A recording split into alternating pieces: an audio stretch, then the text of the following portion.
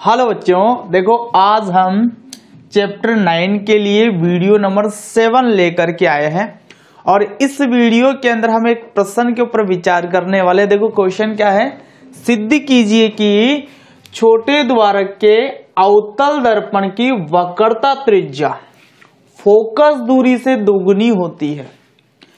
यह प्रश्न इसको ऐसे भी पूछा जा सकता है कि सिद्ध कीजिए कि छोटे द्वारक वाले अवतल दर्पण के लिए R बराबर होता है 2f। R का मतलब वक्रता त्रिज्या से है और f का मतलब है फोकस दूरी।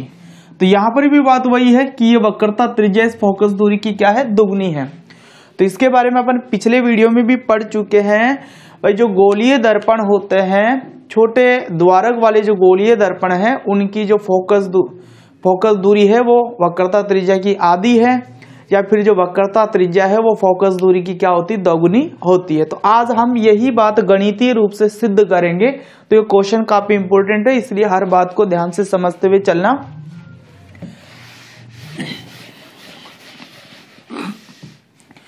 तो देखो भाई, सबसे पहले हम यहां पर एक अवतल दर्पण बना लेते हैं इस बात को सिद्ध करने के लिए।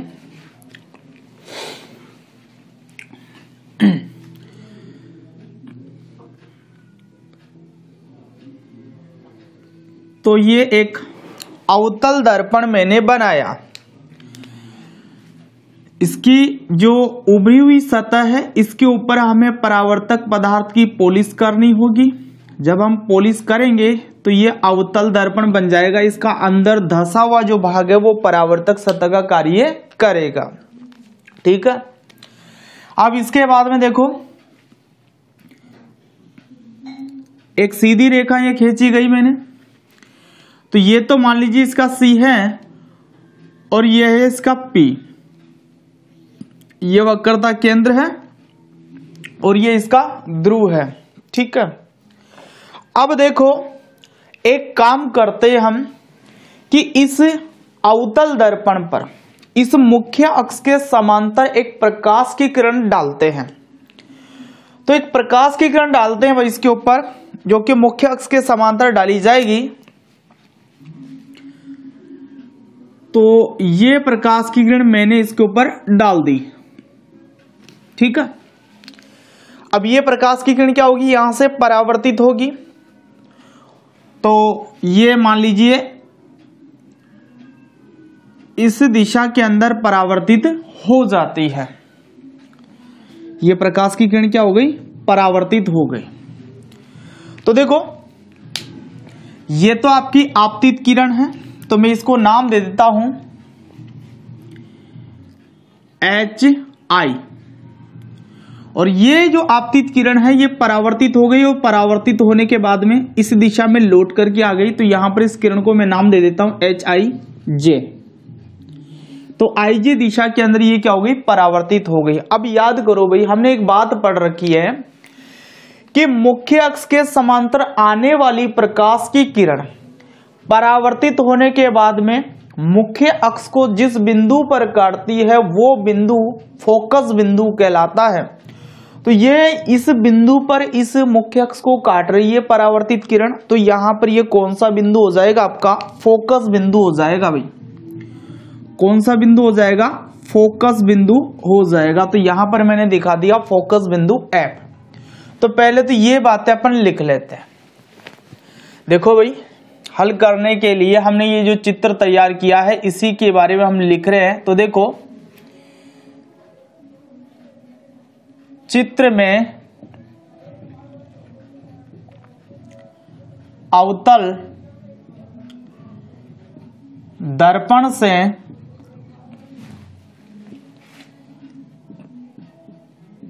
परावर्तन को दिखाया गया है। इस चित्र में देखो भाई, ये जो HI है ये तो क्या है, आपतित किरण है। तो देखो भाई चित्र में HI आपतित किरण है जो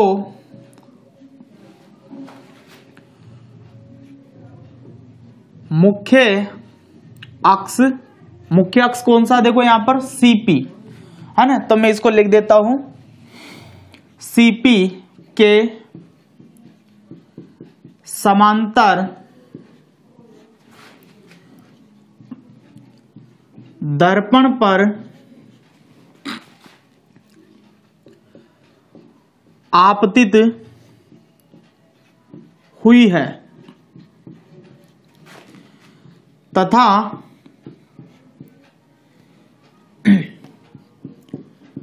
परावर्तन के बाद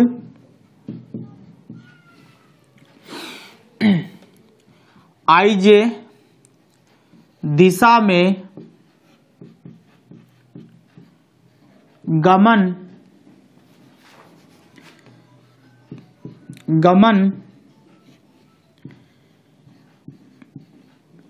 कर रही है।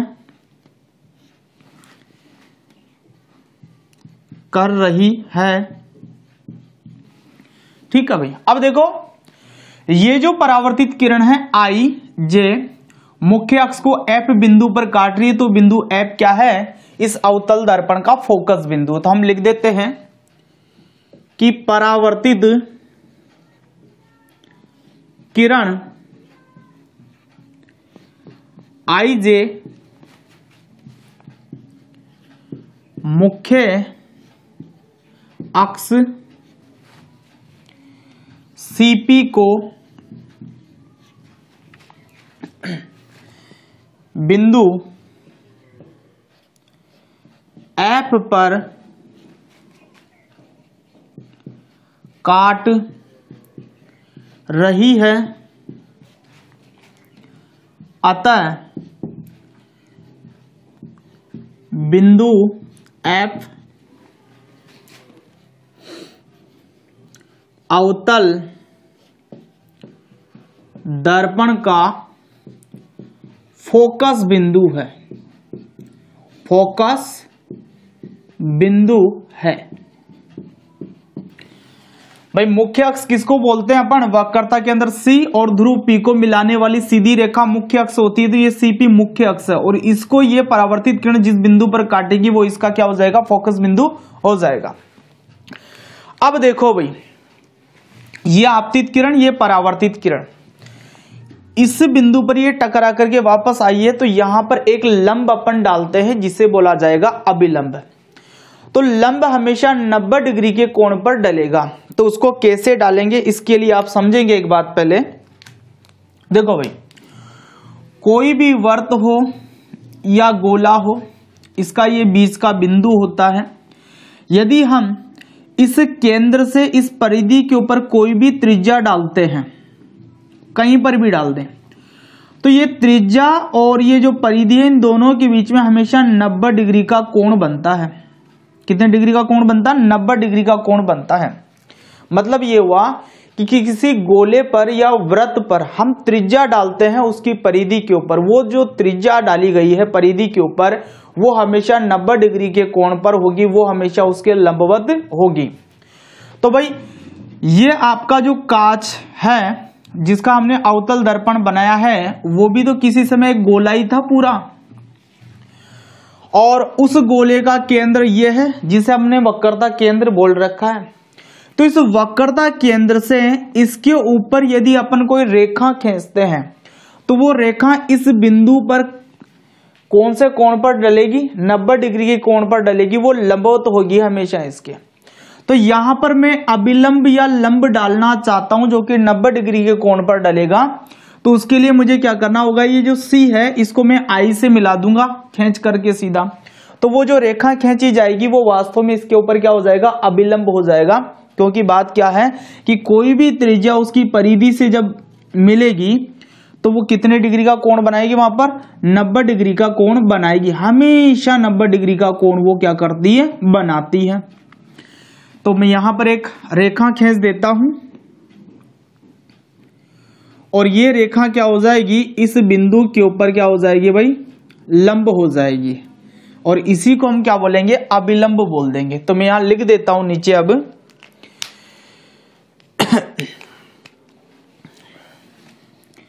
कि सी आई बिंदु आई पर अभिलंब है,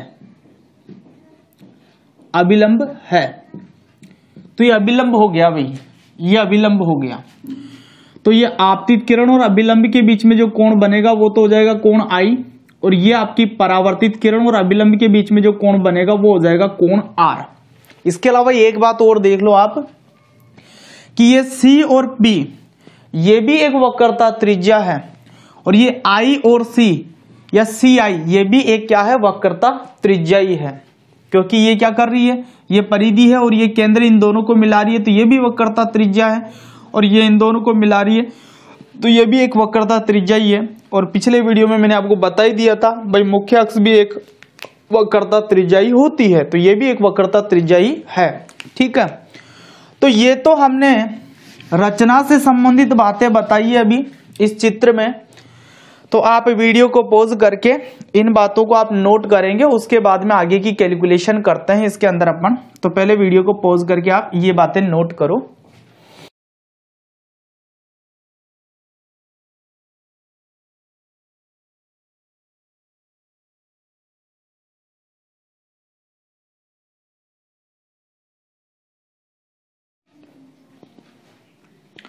ठीक है भाई, आपने नोट किया।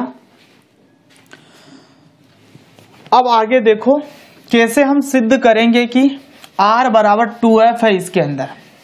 f का मतलब समझ रहे हो, स्मॉल f का मतलब इस f और p के बीच की दूरी जो है उसी को हमने फोकस दूरी बोला है, स्मॉल f बोला है। तो हम आगे की कार्यवाही करते हैं अब। तो देखो क्या करना है आपको,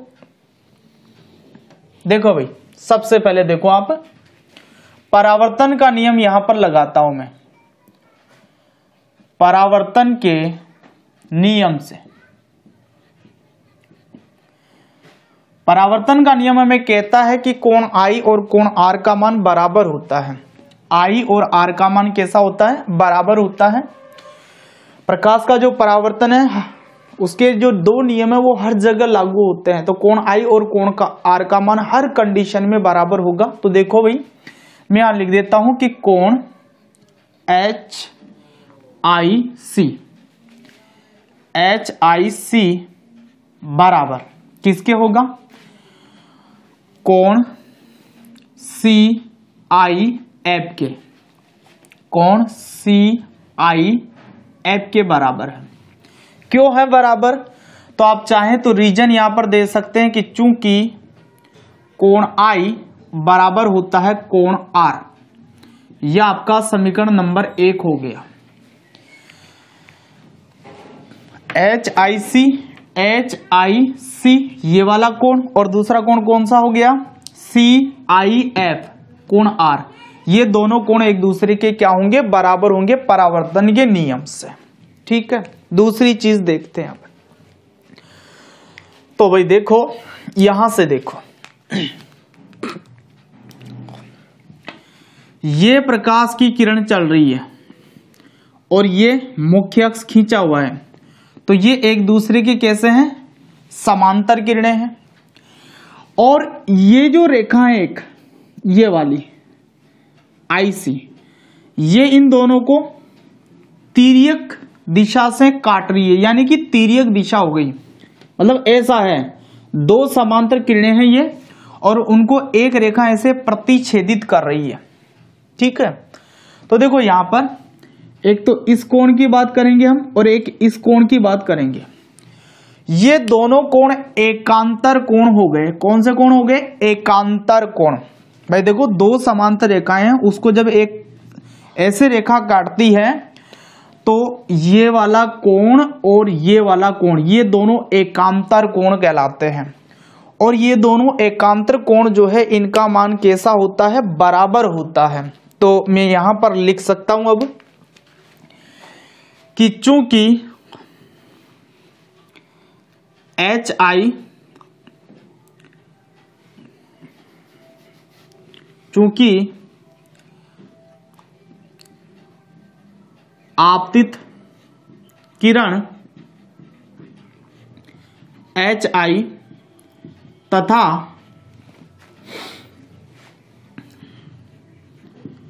मुख्य अक्ष CP एक दूसरे के समांतर है तथा कौन काट रहा है इसको? IC रेखा, IC तिर्यक रेखा बोल देता हूं क्योंकि तिरछी रेखा है। तिर्यक रेखा इन दोनों को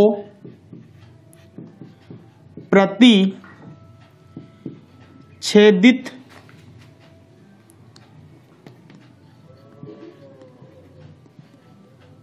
कर रही है। अतः दो कोण बराबर होंगे। कौन कौन से? देखो, कोण HIC बराबर कोण, कौन सा कोण? ये वाला कोण ICF। ये दोनों कोण बराबर होंगे। बराबर होने का कारण क्या है? क्योंकि ये कौन से कोण है? एकांतर कोण। कौन से कोण है ये दोनों?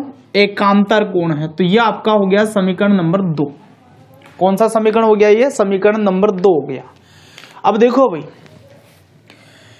समीकरण 1 आपको कह रहा है कि HIC बराबर क्या होता है? कोण CIF। और यहां पर देखो आप, कोण HIC कौन से कोण के बराबर है? ICF। तो मैं एक काम कर सकता हूं कि इस समीकरण 2 के अंदर HIC है, इस HIC की जगह मैं क्या रख सकता हूं? CIF। क्या रख सकता हूं? CIF रख सकता हूं। क्या रख सकता हूं? CIF रखा जा सकता है। और एक कोण अपना कौन सा है? ये वाला ICF। तो मैं एक काम कर देता हूं, अब समीकरण 1 से कोण HIC का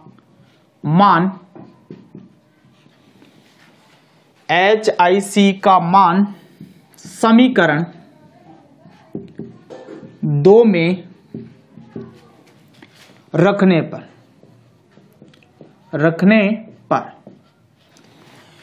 इस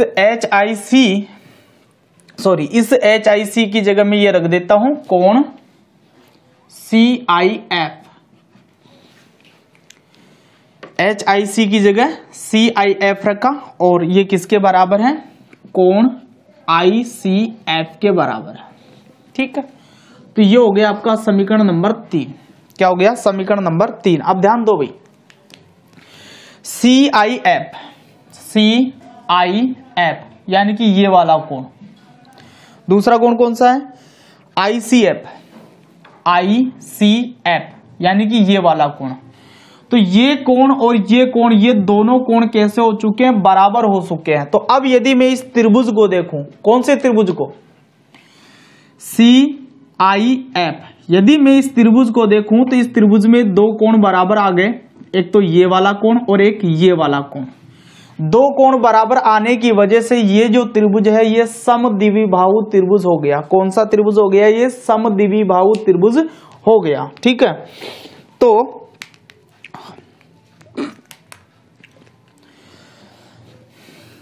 त्रिभुज कौन सा है भाई?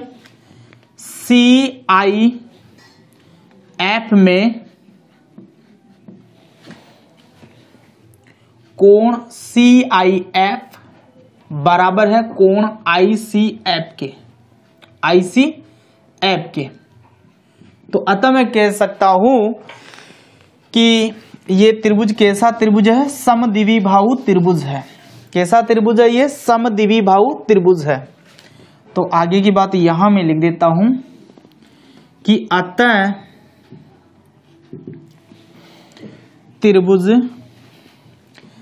CIF सम द्विबाहु त्रिभुज है। कैसा त्रिभुज है ये? समद्विबाहु त्रिभुज है। देखो भाई दोबारा समझना सारी बातों को। देखो सबसे पहले हमने लगाया परावर्तन का नियम। तो इस परावर्तन के नियम के अनुसार कोण I और कोण R बराबर है, यानी कि कोण HIC बराबर है कोण किसके? CIF के। CIF, ठीक है। फिर दूसरी चीज हमने क्या देखी कि ये वाली किरण इसके समांतर है और ये जो किरण है ये इन दोनों को एक साथ तिर्यक दिशा से क्या कर रही है? काट रही है। तो ये कोण और ये कोण एकांतर कोण है जो कि कैसे होंगे? बराबर होंगे। तो बस यही बात अपन ने लिखी है कि कोण HIC और दूसरा कोण कौन सा है? ICF, ये वाला कोण ICF, ये दोनों कैसे हैं? बराबर है, क्योंकि दोनों कौन से कोण है? ये एकांतर कोण है। ये वाला कोण और ये वाला कोण, ये दोनों कोण कैसे हैं? एकांतर कोण है। अब इसके बाद में हमने कुछ भी नहीं किया है आगे। ये जो HIC है इसकी जगह हमने CIF रख दिया है। तो CIF बराबर क्या हो गया? कोण ICF। तो ये दोनों जो कोण हैं एक ही त्रिभुज के हैं और दोनों बराबर है। कौन से त्रिभुज में है? ये CIF में। CIF में। तो इस वजह से इस त्रिभुज के अंदर दो कोण बराबर हमें मिल गए और इसी आधार पर हमने इस त्रिभुज को कौन सा त्रिभुज बोल दिया? समद्विबाहु त्रिभुज बोल दिया। ठीक है। तो आगे की कैलकुलेशन अभी करेंगे अपन।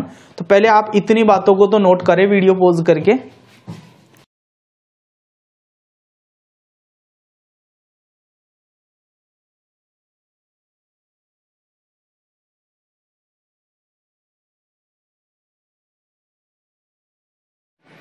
ठीक है भाई, हो गया नोट।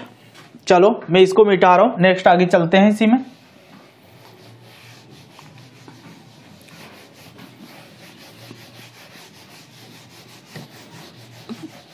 हाँ देखो अब आगे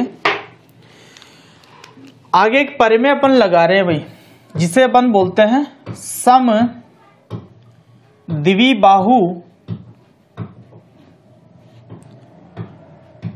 प्रमेय के अनुसार। देखो भाई ये त्रिभुज है CIF, जिसको हमने एक समद्विबाहु त्रिभुज घोषित किया। समद्विबाहु त्रिभुज वो त्रिभुज है जिसकी दो भुजाएं बराबर होती है। तीसरी भुजा कुछ अलग हो सकती है, लेकिन दो भुजाएं उसकी कैसी होती है? बराबर होती है। तो समद्विबाहु प्रमेय ये कहता है कि समद्विबाहु त्रिभुज में जो आमने सामने की भुजाएं हैं वो बराबर होती है, यानी कि ये वाली भुजा और ये वाली भुजा कैसी होगी? एक दूसरे के बराबर होगी। तो मैं यहां पर CF को IF के बराबर बता सकता हूं, क्योंकि ऐसा हमें कौन कहता है? समद्विबाहु प्रमेय कहता है कि समबाहु त्रिभुज के अंदर क्या, समद्विबाहु त्रिभुज में क्या होता है? आमने सामने की भुजाएं बराबर होती है। तो मैं यहां लिख सकता हूं कि CF बराबर होता है IF के। और ये बराबर क्यों है? क्योंकि ये आमने सामने की भुजाएं हैं, आमने सामने की भुजाएं हैं ये, इसलिए ये चीज क्या है? बराबर है। तो ये आपका समीकरण नंबर कौन सा हो गया था? देख लेना आप। मैं इसको समीकरण नंबर 4 दे देता हूं, आप देख लेना। 3 दे दिया था शायद, 4 दिया था या नहीं दिया था, तो आप लगा लेना नंबर जो भी है। मैं इसको समीकरण नंबर क्या कर दिया? 4 दे दिया हूं अभी। तो अब इसके बाद में आगे देखो भाई, यदि ये आपका अवतल दर्पण ऐसा है कि इसका द्वारक वक्रता त्रिज्या से बहुत छोटा है, यदि इसका द्वारक वक्रता त्रिज्या से क्या है? बहुत छोटा है, तो आपका ये बिंदु I है ना, ये बिंदु P के बहुत ही पास हो जाएगा। ये बिंदु I बिंदु P की क्या हो जाएगा? बहुत ही पास हो जाएगा, क्योंकि ये जो द्वारक हमने बड़ा बता दिया है, इसमें तो मैंने बड़ा बनाया है, ये द्वारक काफी छोटा होगा। तो जब ये जितना ज्यादा छोटा होता जाएगा तो ये बिंदु I क्या होगा? बिंदु P के पास आता जाएगा। तो उस कंडीशन में ये जो आई एफ है ये लगभग पी एफ के क्या हो जाएगा, बराबर हो जाएगा। ये आई एफ लगभग पी एफ के क्या हो जाएगा, बराबर हो जाएगा। बराबर तो नहीं होगा लेकिन लगभग बराबर हम इसको कह सकते हैं यदि आई पी के बिल्कुल पास हो।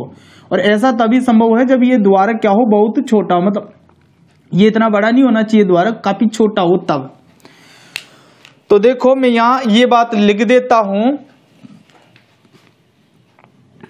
कि यदि अवतल दर्पण का द्वारक बहुत छोटा हो तो बिंदु आई ध्रुव P के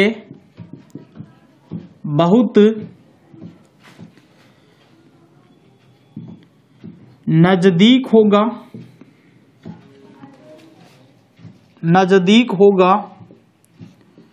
तथा इस स्थिति में ये आई एफ लगभग किसके बराबर होगा, पी एफ के बराबर होगा। आई एफ लगभग बराबर होगा पी एफ के। अब लगभग बराबर है तो हम इसको बराबरी मान लेते हैं। तो आई एफ बराबर पी एफ, ये हो गया समीकरण नंबर 5। क्या हो गया, ये समीकरण नंबर 5 हो गया साहब। ठीक है, अब देखो भाई, आप ऊपर देखो आई एफ किसके बराबर, सी एफ के बराबर है। तो मैं समीकरण 4 से आई एफ का मान उठा करके समीकरण 5 में रख सकता हूं। तो लिख दूं भाई मैं, समीकरण 4 से आई एफ का मान समीकरण 5 में रखने पर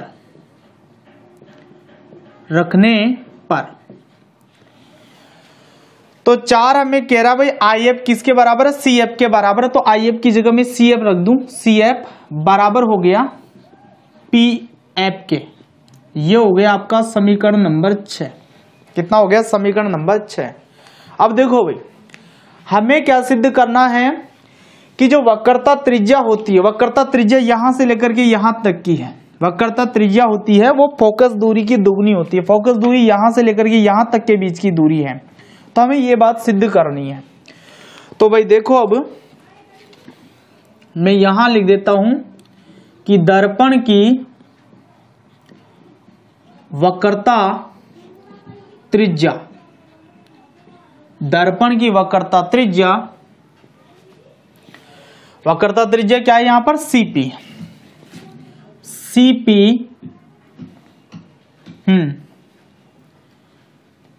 सीपी बराबर किसके बराबर होगा, ये पूरा सीपी सी एफ और पी एफ के बराबर होगा। सी एफ और पी एफ के बराबर होगा। तो यहां लिख देता हूं C F plus P F, C F plus P F.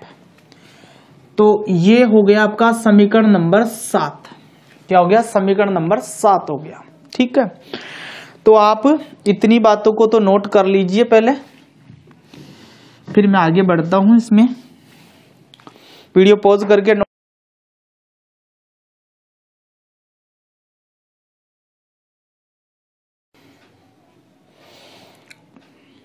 ठीक है, किया आपने नोट। अब देखो भाई, इसमें समीकरण में क्या हो रहा है, ये जो सी एफ है ये किसके बराबर है, पी एफ के बराबर है। तो यहां पर मैं सी एफ की जगह क्या रख सकता हूं, पी एफ रख सकता हूं। तो आगे मैं लिख देता हूं यहां पर कि समीकरण 6 से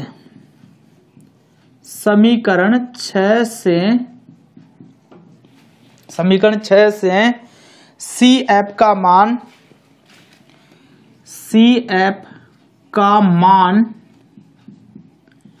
समीकरण 7 में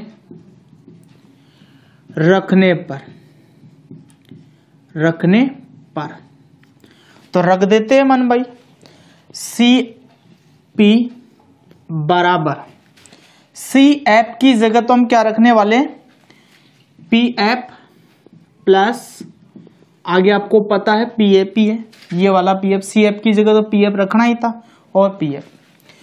अब आप देखो भाई, ये जो CP है पूरा, ये तो किसके बराबर है, वक्रता त्रिज्या R के बराबर है, और ये जो PF है ये फोकस दूरी के बराबर, क्योंकि हमने परिभाषा में ऐसा पढ़ रखा है कि दर्पण के ध्रुव P और फोकस बिंदु F के बीच की दूरी को ही क्या बोला जाता, फोकस दूरी बोला जाता है। मतलब यहां से लेकर के यहां के बीच की दूरी ही क्या होती, फोकस दूरी होती है। तो हमारे पास में PF की जगह हम F रख सकते हैं और ये जो CP है इसकी जगह R रख सकते हैं। तो मैं रखता हूं भाई मानव, R बराबर F प्लस F, क्योंकि PF ये जो दूरी है फोकस दूरी के बराबर है और ये जो CP की पूरी दूरी है ये वक्रता त्रिज्या R के बराबर है। ठीक है, आप चाहे तो कोष्टक में लिख दें ये बात कि चूंकि CP बराबर तो क्या है, यहां पर R है, वह PF बराबर क्या है, फोकस दूरी है, स्मॉल f है। तो आगे क्या होगा आप समझ सकते हैं, आगे वहां लिख देता हूं मैं ऊपर इस बात को कि R बराबर हो गया 2F, R बराबर क्या हो जाएगा, 2F हो जाएगा, और यही हमें क्या करना था, सिद्ध करना था। F और F दोनों को जोड़ेंगे तो 2F हो गया वो, तो R बराबर क्या हो गया, 2F हो गया, और यही हमें क्या करना था, सिद्ध करना था। दोबारा समझो, देखो हमने CIF इस त्रिभुज को समद्विबाहु त्रिभुज सिद्ध किया। इस आधार पर हमने लिखा भाई ये दोनों जो भुजाएं इसकी आमने सामने की ये कैसी है, बराबर है, यानी कि CF और IF।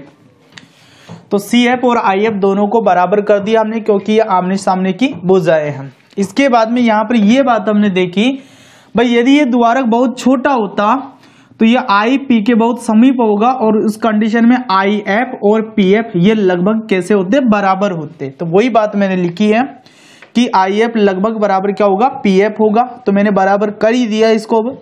तो IF बराबर क्या हो गया, PF हो गया। ठीक है, अब देखो भाई हमने क्या किया है कि समीकरण 4 से IF का जो मान है वो समीकरण किस में रख दिया, 5 में रख दिया।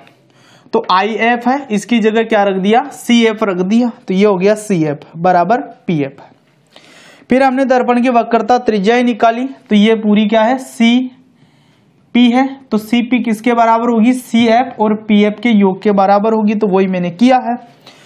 लेकिन हमें समीकरण 6 कहता भी CF किसके बराबर है, PF के ही बराबर है, तो ये जो CF है इसकी जगह ये PIP रख दिया, और इधर PF पहले से था ही, तो ये जो PF है ये फोकस दूरी F के बराबर है, ये PS भी फोकस दूरी F के बराबर है, और ये CP पूरा वक्रता त्रिज्या R के बराबर है।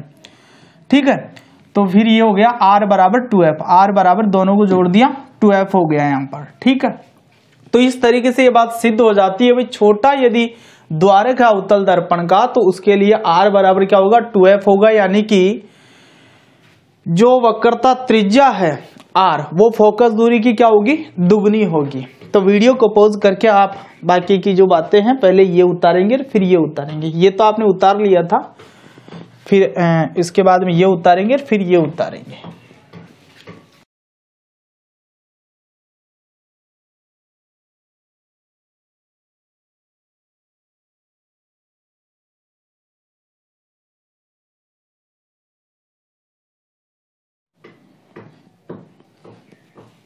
ठीक है भाई, आपने नोट कर लिया है।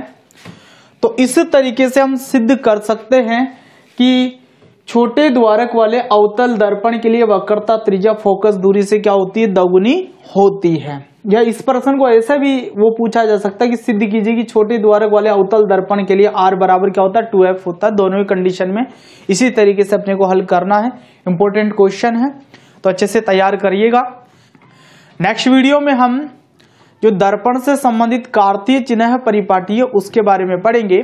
तो मिलते हैं फिर नेक्स्ट वीडियो में, तब तक के लिए ऑल द बेस्ट।